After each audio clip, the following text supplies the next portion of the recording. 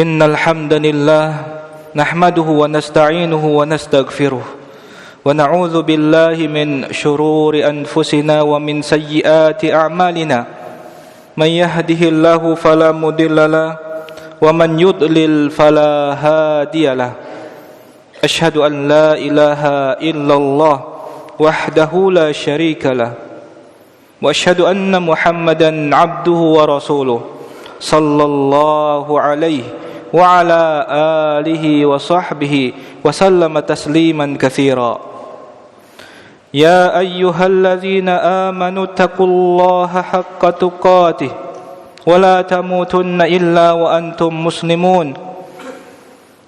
Ya ayyuhan nasu taqu rabbakumul ladzi khalaqakum min nafsin wahidah khalaqa minha zawjaha وبث منهما رجالا كثيرا ونساء واتقوا الله الذي تساءلون به والأرحام إن الله كان عليكم رقيبا.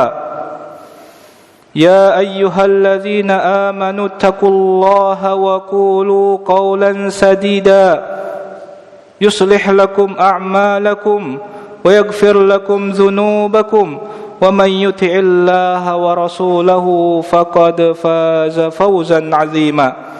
أما بعد فإن أصدق الحديث كتاب الله وخير الهدي هدي محمد صلى الله عليه وسلم وشر الأمور محدثاتها فإن كل محدثة بدعة وكل بدعة ضلالة وكل ضلالة في النار. معاشر المسلمين, kaum muslimin yang dimuliakan, dicintai Allah Subhanahu wa taala.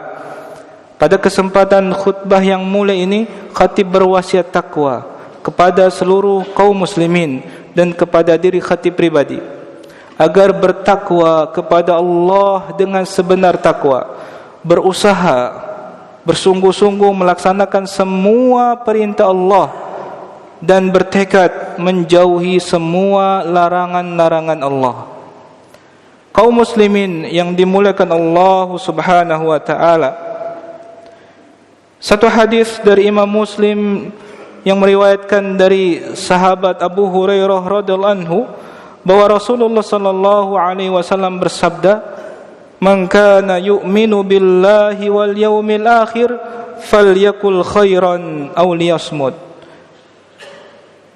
Barang siapa yang kemudian beriman kepada Allah dan hari akhir, hendaknya dia berkata yang baik ataupun diam. Juga ayat yang khatib baca di awal khutbah, wa qulu qawlan sadida, ucapkan kata-kata yang sadid, yang lurus, yang baik. Kemudian hadis yang lain yang diriwayatkan oleh At-Tirmidzi dari sahabat Abu Hurairah radhiyallahu anhu juga bahwa Rasulullah sallallahu alaihi wasallam bersabda, "Min husni islamil mar'i tarkuhu ma la ya'ni." Merupakan kebaikan dari Islamnya seseorang, ciri Islamnya bagus, baik, yaitu ketika dia meninggalkan sesuatu yang tidak bermanfaat, tidak berguna, dan kemudian bahkan jika ternyata mengandung kemudaratan, dia akan tinggalkan. Maka dua hadis ini bisa kita jadikan kunci, kaidah untuk kemudian kita bermedia sosial. Di zaman dengan kecanggihan teknologi ini, Allah mudahkan agar kita bisa berkomunikasi dengan orang yang jauh, sehingga kemudian kita bisa berinteraksi dengan mereka dengan waktu yang sangat singkat. Maka kaum muslimin yang dimuliakan Allah, di awal tentulah kemudian kita harus menimbang apakah semua media sosial kemudian kita mendaftar, kemudian login dengan rasa penasaran atau ikut-ikutan. Kita harus kemudian menimbang apakah kita butuh untuk kemudian bermain media sosial Facebook, Instagram, apalagi TikTok. Apa manfaat ketika kita buka aplikasi tersebut? Dan apakah kemudian ada resiko mudarat, dosa ketika ternyata kita berselancar di aplikasi-aplikasi tersebut? Tentunya ketika Allah berikan hati yang masih jernih, hati yang masih tersimpan ketakwaan di dalamnya, maka wal ithmu ma haka fi sadrik wa karihta an yattali'a alaihi nas. Dan dosa adalah sesuatu yang menelisik hati, dan engkau tidak mau manusia mengetahui dosa tersebut. Apakah kita pede, yakin ya ketika scroll Instagram atau Facebook yang ada gambar-gambar atau video berisi keharaman, aurat yang terbuka dan seterusnya, apakah kita kemudian yakin bisa menunjukkan itu kepada orang lain, kepada istri kita, kepada anak-anak kita? Maka hati kita akan menjawab itu adalah dosa. Maka etika yang pertama bijak dalam bermedia sosial adalah yang pertama, falyakul khairan aw liyasmut. Bisa mengambil kebaikan silakan, tidak bisa falyasmut, diam, berarti tidak mendaftar. Karena jelas ada kebaikannya tapi dosanya terlalu banyak. Maka kaum muslimin yang dimuliakan Allah, sungguh banyaknya media sosial yang kemudian ada di ponsel kita lebih banyak mudaratnya. Jujurlah kepada diri kita sendiri, bahwasanya bahkan tidak ada tujuan di awal ketika kita punya akun di media sosial tersebut. Kita tidak berniat dakwah kepada manusia, tidak kemudian berniat untuk menyebarkan kebaikan, tidak, hanya sekedar iseng, hanya sekedar ikut-ikutan. Maka niat yang salah dan kenyataan yang berlumuran dosa ini kemudian merupakan sebab utama agar kemudian kita meninggalkan aplikasi tersebut dan tidak membukanya kembali.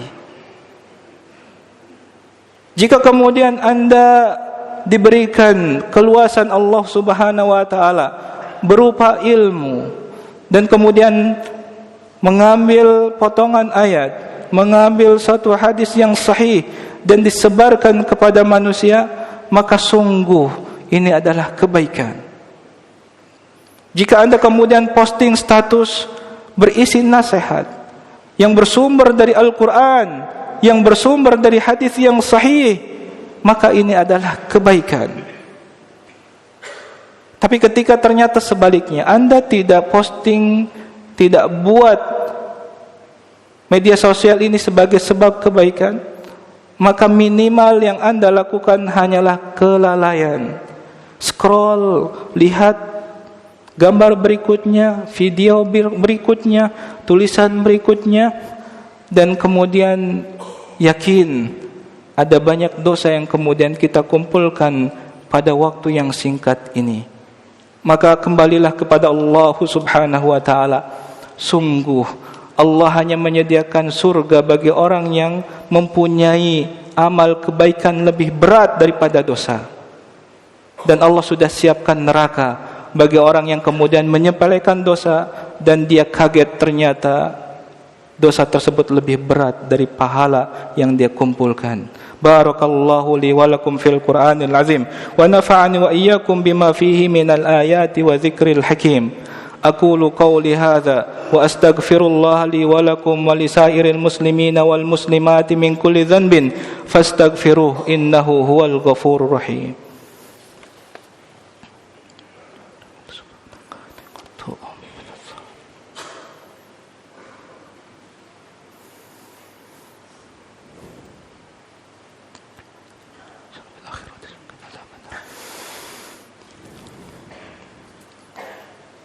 Alhamdulillahi ala ihsanih wa syukru lahu ala taufiqihi wa amtinanih. Asyhadu an la ilaha illallah wahdahu la syarika la ta'ziman li sya'nih, wa asyhadu anna Muhammadan abduhu wa rasuluh sallallahu alaihi wa ala alihi wa ashabi. Amma ba'd. Pada khutbah yang kedua, khatib juga berwasiat takwa kepada seluruh kaum muslimin dan kepada diri khatib pribadi. agar bertakwa, takut kepada Allah Subhanahu wa taala, berusaha melaksanakan semua perintah Allah dan bertekad untuk menjauhi semua larangan-larangannya yang jelas haram dan yang juga makruh. Kaum muslimin yang dimuliakan Allah Subhanahu wa taala, ada kalanya kemudian dengan berbagai kondisi kita mempunyai akun media sosial tersebut.